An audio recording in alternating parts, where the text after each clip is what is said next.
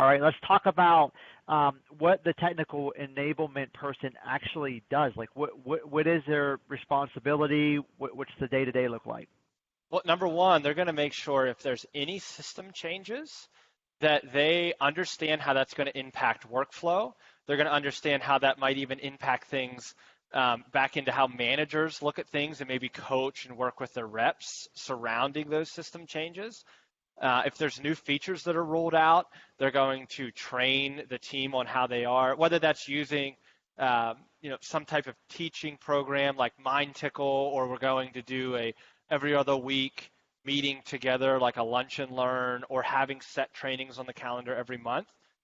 They're in charge of that. And then ultimately as well, in charge of documenting, here's how the process has changed, updating their playbooks inside of there, or working with a documentation specialist to make sure all those things work together.